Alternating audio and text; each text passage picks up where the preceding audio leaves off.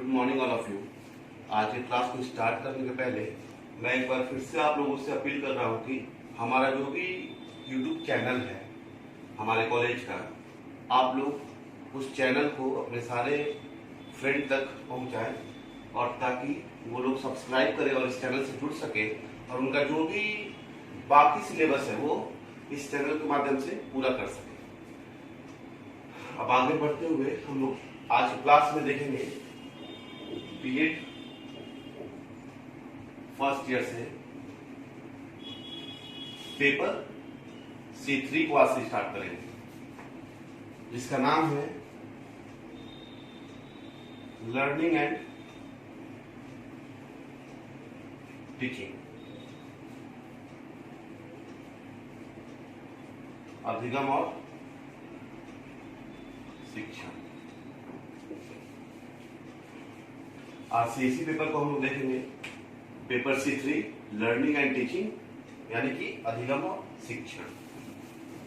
इसके अंतर्गत कौन कौन से टॉपिक्स हैं, धीरे धीरे एक एक करके हम लोग उसको डिस्कस करते जाएंगे और जो भी कंफ्यूजन है उसको क्लियर करते चलेंगे।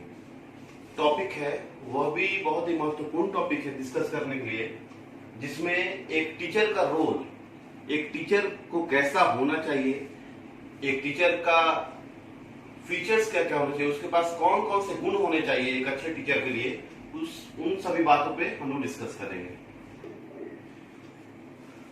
तो आज का जो हमारा टॉपिक है डिस्कस करने के लिए वो है ज्ञान प्रदान करने वाला, ज्ञान प्रदान करने वाला शिक्षक के रूप में।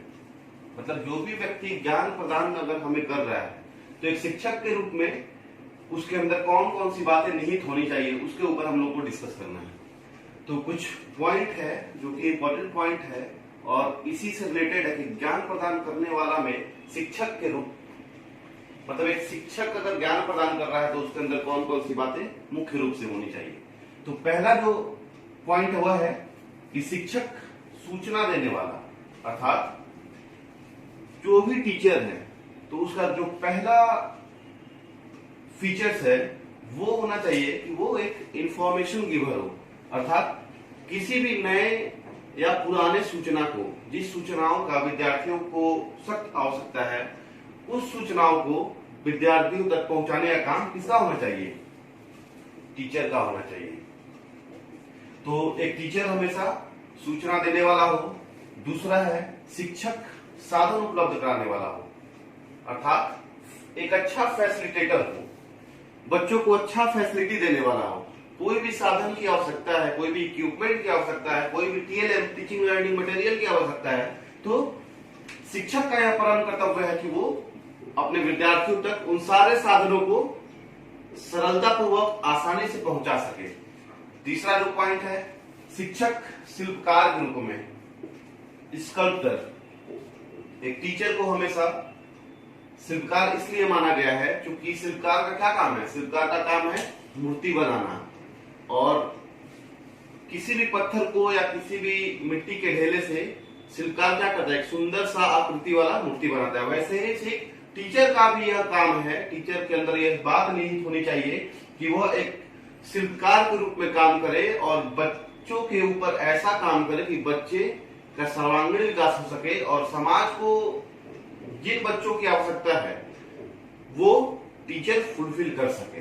तो शिक्षक को हमेशा एक शिल्पकार की तरह काम करना चाहिए। उसके बाद है शिक्षक प्रबंधक के रूप में, अर्थात एक टीचर को हमेशा मैनेजमेंट अच्छे तरीके से चलाना चाहिए, एक मैनेजर के रूप में काम करना चाहिए।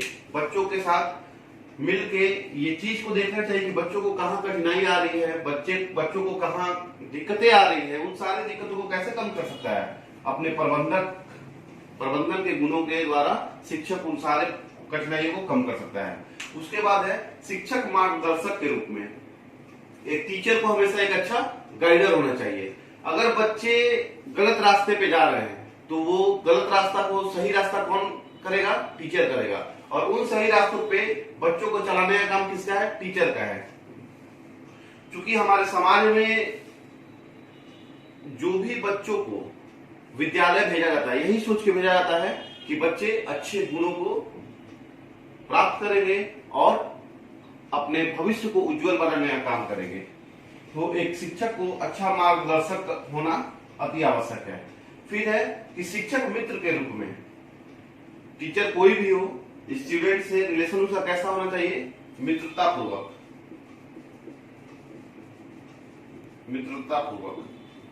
एक दोस्त की तरह, ताकि बच्चे शिक्षक से डरे नहीं। कोई भी कठिनाई, कोई भी परेशानी, कोई भी प्रॉब्लम आए तो वो बच्चे अपने शिक्षक से डिस्कस करें और उन कठिनाइयों को दूर करने का काम करें। उसके बाद है शिक्षक दार्शनिक के रूप में। एक टीचर को हमेशा एक अच्छा फिलोसफर माना जाता है।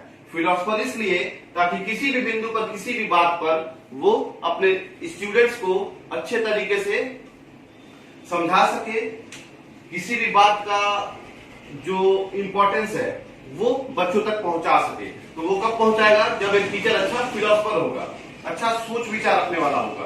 उसके बाद है शिक्षक समुदाय के लिए ज्ञान का स्रोत। ये बात भी सही है कि एक टीचर हमेशा ज्ञान का स्रोत होता है। किसके लिए, समुदाय के लिए, क्योंकि समुदाय के अंतर्गत ही विद्यालय आता है। हम यहां देख सकते हैं मैप से, समुदाय के अंतर्गत विद्यालय आता है और विद्यालय के अंतर्गत शिक्षक आता है और शिक्षक के अंतर्गत शिक्षार्थी। तो ये जो हमारा साइकिल है, 1 नंबर, 2 नंबर, 3 नंबर और ये 4 नंबर। सबसे पहले समुदाय, समुदाय के अंतर्गत विद्यालय आता है। विद्यालय में काम करते हैं शिक्षक, और शिक्षक किसके ऊपर काम करते हैं, शिक्षार्थी, विद्यार्थी के ऊपर। तो कहीं ना कहीं ज्ञान का जो स्रोत है वो किसको माना गया है, शिक्षक को, और किसके लिए, शिक्षार्थी के लिए। और शिक्षार्थी कहां से आए हैं, समुदाय से। तो शिक्षक समुदाय के लिए ज्ञान का स्रोत। एक टीचर को हमेशा main source of knowledge for the society, ऐसा भावना उसके अंदर निहित होना चाहिए।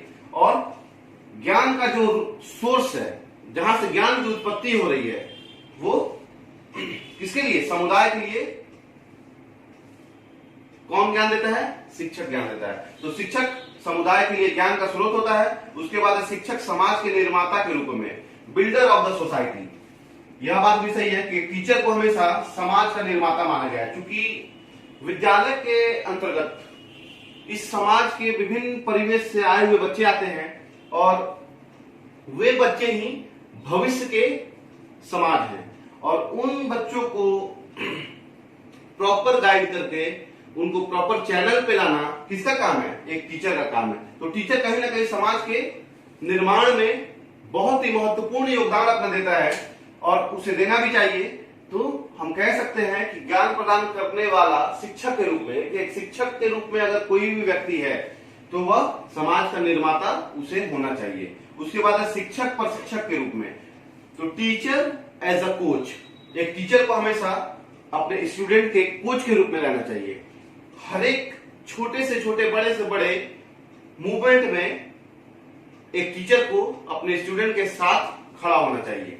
और कोई भी गलती हो या कोई भी अधिकता हो जाए बच्चों से, तो उसको प्रॉपर चैनल पे लाने का काम एक टीचर को करना चाहिए। अब जो नेक्स्ट है वो है शिक्षक छात्र के विश्वास पात्र के रूप में, अर्थात कॉन्फिडेंट ऑफ द स्टूडेंट। एक टीचर को हमेशा कैसा होना चाहिए, विश्वास पात्र होकर रहना चाहिए। किसके लिए, छात्रों के लिए, ताकि छात्र अपने टीचर्स पे विश्वास कर सके और कॉन्फिडेंट होके अपने टीचर के लिए कहीं भी खड़े हो सके। उसके बाद है शिक्षक एक जनतांत्रिक के रूप में, अर्थात एक टीचर को हमेशा डेमोक्रेटिक होना चाहिए। एक शिक्षक को हमेशा डेमोक्रेटिक होना चाहिए, वो जनतांत्रिक होना चाहिए। अर्थात क्योंकि विद्यालय में बहुत धर्म, बहुत जाति के लोग आते हैं, बच्चे आते हैं, तो एक टीचर को सबों के प्रति प्रेम सद्भाव की भावना रखनी चाहिए। उसके बाद है शिक्षक छात्रों के आत्मसम्मान के रक्षक के रूप में। एक टीचर को हमेशा अपने छात्रों का जो आत्मसम्मान है उसका रक्षक होना चाहिए, ताकि जो भी बच्चों का अपना सेल्फ रिस्पेक्ट है उसको बनाने का काम किसको करना चाहिए, एक टीचर को करना चाहिए, जिसको हम कह भी सकते हैं ego supporter of the students. अब एस ईगो 2 टाइप के होते हैं, एक तो पॉजिटिव और एक निगेटिव। तो अगर पॉजिटिव ईगो हुआ तो बच्चे सही दिशा में काम करेंगे पूरे फोर्स के साथ, और वही अगर निगेटिव ईगो हुआ तो बच्चे गलत दिशा में कदम रख देंगे। तो कहीं ना कहीं एक शिक्षक को रक्षक का काम करना चाहिए, जो बच्चे के आत्मसम्मान को रक्षित कर सके। उसके बाद शिक्षक छात्रों के साथ समान व्यवहारकर्ता के रूप में, equaliser of the student treatment, अर्थात इसका मतलब यह है कि एक टीचर को सारे बच्चों के प्रति इक्वल नजरिए से काम करना चाहिए, समान व्यवहार करना चाहिए। ऐसा नहीं है कि 50 बच्चे अगर क्लासरूम में है तो 50 में 2-4 बहुत ही करीबी हैं और बाकी के साथ वैसा अटैचमेंट नहीं हो। तो एक टीचर को सारे बच्चों के साथ अटैचमेंट एकदम समान रूप से होना चाहिए। उसके बाद है शिक्षक परामर्शकर्ता के रूप में, एक टीचर को हमेशा एक अच्छा काउंसलर माना गया है। काउंसलर से मीन्स है कि एक टीचर बच्चों को अच्छा से अच्छा परामर्श दे सके ताकि बच्चों का भविष्य उज्जवल हो सके। बच्चों को क्या करना है, अभी क्या करना है, इन फ्यूचर क्या करना है, यह सब परामर्श कौन देगा? एक टीचर देगा, एक शिक्षक देगा। तो एक शिक्षक अच्छा परामर्शकर्ता के रूप में होना चाहिए। उसके बाद शिक्षक नवाचारकर्ता के रूप में होना चाहिए, अर्थात एक टीचर को हमेशा इनोवेटर का काम करना चाहिए, इनोवेटिव बातों का ध्यान रखना चाहिए। तो कहीं ना कहीं जब एक टीचर इनोवेटर का काम करेगा तो बच्चे भी सृजनशील होंगे और नए नए कामों को करने के लिए एक कुछ क्रिएटिविटी का काम करेंगे। उसके बाद शिक्षक अभिभावक के रूप में, एक टीचर को हमेशा एक पेरेंट का रोल अदा करना चाहिए, क्योंकि विद्यालय में टीचर ही बच्चों का माता पिता माना जाता है, बच्चों का बड़ा माना जाता है और बच्चों का अभिभावक माना जाता है। तो एक टीचर को हमेशा अभिभावक का काम करना चाहिए। उसके बाद लास्ट जो पॉइंट है वह है शिक्षक पंथ निरपेक्षित के रूप में, अर्थात यहाँ पे सेक्युलरिज्म की बात की गई है। जो भी पंथ निरपेक्षित है, जैसे हमारा देश भारत पंथ निरपेक्ष राष्ट्र है और यहाँ पे बहुत सारे धर्म, बहुत सारे जाति के लोग एक ही राष्ट्र में रहते हैं और इस भारत देश में किसी भी जाति, किसी भी धर्म के लोगों को रहने का आजादी है। तो सेकुलरिस्ट का जो बात है कि एक टीचर हमेशा पंथ निरपेक्षित होना चाहिए, अर्थात क्लासरूम में अगर एज ए टीचर अगर हम क्लासरूम में गए और बाय बर्थ अगर हम हिंदू हैं, तो ऐसा नहीं होना चाहिए कि सिर्फ हिंदू बच्चों पे ही ध्यान दें और सिख, मुस्लिम, क्रिश्चियन इन सारे बच्चों को दरकिनार कर दे। ऐसा नहीं होना चाहिए। अगर वहां पे बस एक भावना यही होना चाहिए कि सारे के सारे बच्चे स्टूडेंट्स हैं और वे किसी भी जाति, किसी भी मजहब से आए, मैटर ये नहीं करता। तो एक टीचर हमेशा सेक्युलरिस्ट होना चाहिए, पंथ निरपेक्षित होना चाहिए। तो आशा करता हूं मैं कि ये जो टॉपिक आज हम लोग C3 का डिस्कस किए हैं, ज्ञान प्रदान करने वाला एक शिक्षक के रूप में, सारे लोगों को जो भी कंफ्यूजन्स होंगे इसमें पता चल गए होंगे और वो कंफ्यूजन दूर भी हो गए होंगे और आई थिंक कि सब लोग समझ गए होंगे।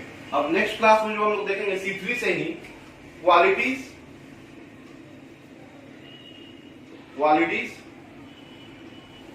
Of a teacher. Next topic रहेगा हम लोगों का qualities of a teacher. Thank you.